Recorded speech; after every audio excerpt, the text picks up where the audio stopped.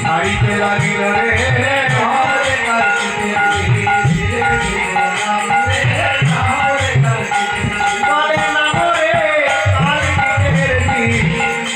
বিশহরি রয়া দেশে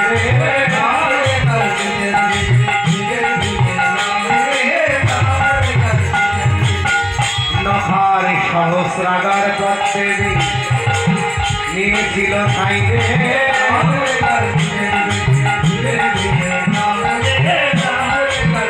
তখন সহস্রাগার চক্র হতে সেই বিষ আজ্ঞা চক্রে যাই রে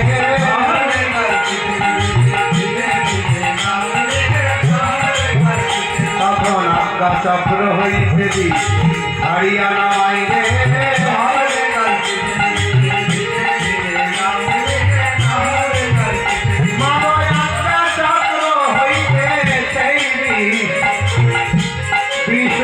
চক্রে যাই রে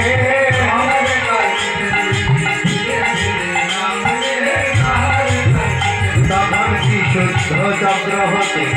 হরিয়ানায় রে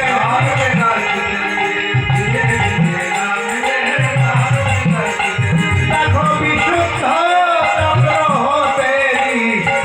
অনাহত চক্রে যাই রে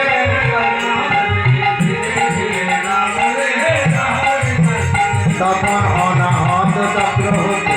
হরিয়ানা মাইরে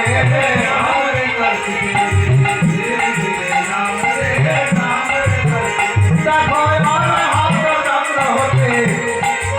সেই বিষ মণিপুরে যাই রে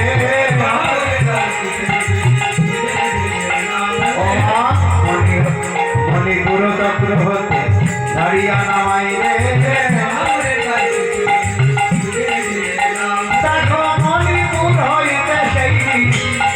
স্বাধিষ্ঠানে যাই রে তখন স্বাধিষ্ঠান চক্র হতে হরিয়ানা মাইরে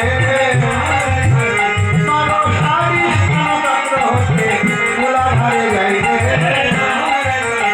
তখন মূলাধার চক্র হতে হরিয়ানা মাইরে দেখো শত চক্র ভেদ করেছি নামে ছেলে পাইরে তখন সমস্ত অঙ্গের রবি পাতালেতে যাই রে সেই দিন ধরে যাই রে এবার গুয়া পানা দিয়ে মানুষ মান প্রতিষ্ঠা করে রে তখন যমরাজ যমরাজ বলে দেবী ভূতার শাড়ি ধরে ও মা যমরাজ এসে মরা রে পান ফিরাইল রে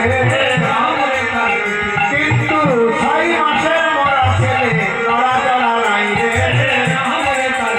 ও তাই শ্রবণে বদন দিয়া দেবী কৃষ্ণ নাম দেয় রে মাগো শিব নাম মহান্ত শ্রবণে শোনাই রে তখন নাম শুনিয়া দুর্লভ না পাই চৈতন্য পাই রে এবার হরি হরি বলে গলা খাই উঠিয়া বসিল রে ও মায়ুর ভনি কয়ের ভনি হরি লাগিল রে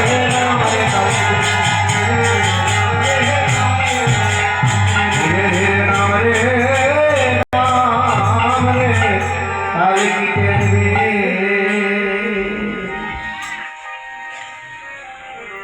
শুধু ভক্তমান আমাদের তাদের পুত্র লক্ষ্মীদার জীবিত হলো দেব সবাই কিন্তু নখাই যখন দেব সবাই উঠে দাঁড়ালেন একটি ঘুমন্ত ব্যক্তি যেমন ঘুম থেকে জেগে উঠে সেই মতো পরিস্থিতি হলো নখায় সে কিছুতেই বিশ্বাস করলো না যে সে কি করে বুঝতেই পারলো না যে কি করে সে বাসন ঘর থেকে দেবপুরে এলো বেহলার কাছে প্রশ্ন করলো বেহলা আমি ঘুমিয়েছিলাম বাসন ঘরে কি করে এলাম দেবপুরে কাঁচা ঘুমিয়ে আমায় কেন জাগালে বেহলা বলল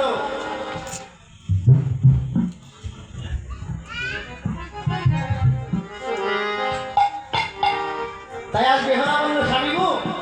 তুমি তো বাসর ঘরে মরে গিয়েছিলে, সে কথা তোমার মনে নেই। সাপের কামড়ে তোমার মৃত্যু হলো।